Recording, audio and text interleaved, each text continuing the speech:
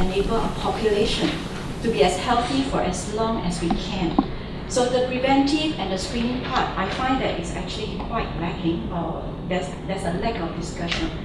Although we have screening, yes, all right, and you talk about the co-payment, but I think we can go more. We can do more in regards to how we can actually have more measures to keep our population as healthy as possible before any chronic diseases hit us. And one way that I think it is being explored is in terms of like to incent or to motivate our people to have a healthy lifestyle.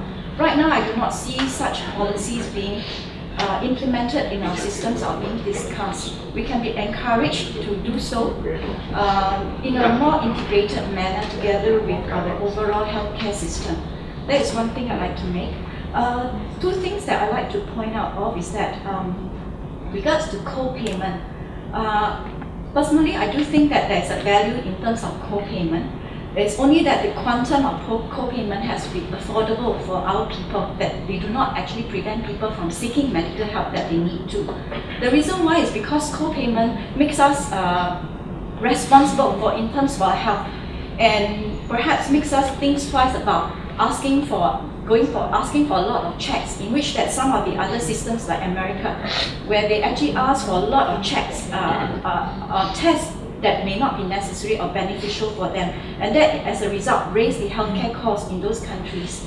So I do, from a principal point of view, I do think that there is a need for co-payment, just that the quantum cannot be deterrent for people that need the medical help. So that's my point of view.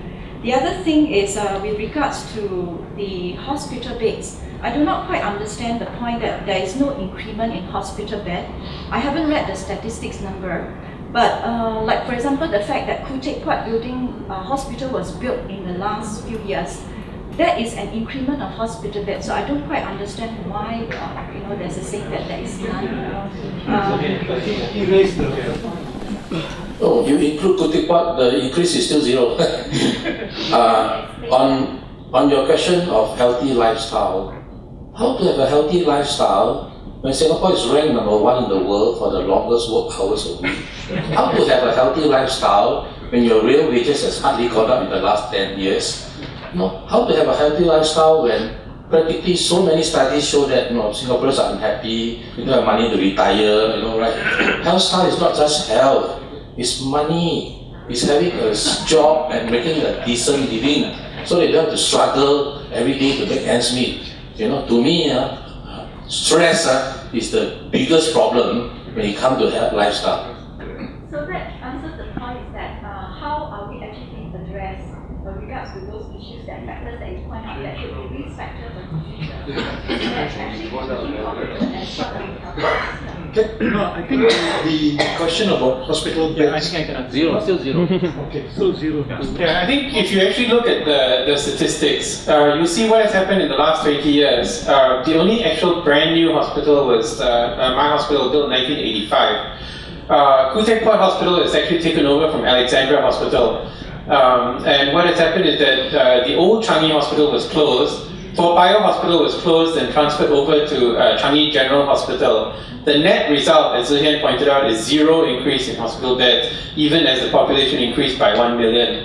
Because of the reshifting around of the beds and the closure of certain blocks, the rationalization of some of the wards, the actual figures, if you look at the years, the number of beds, and it's not because it's actually very complicated. I'm not trying to justify it. But part of the issue is, like, for example, in some of the hospitals, we have physical beds, but we cannot find staff to support them.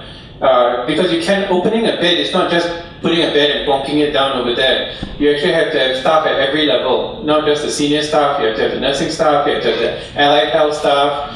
And unfortunately, as long as you are leaving your salaries at such a rock bottom level, it's going to be very, very difficult to find the staff to allow you to open the bed, even if you have the bed there.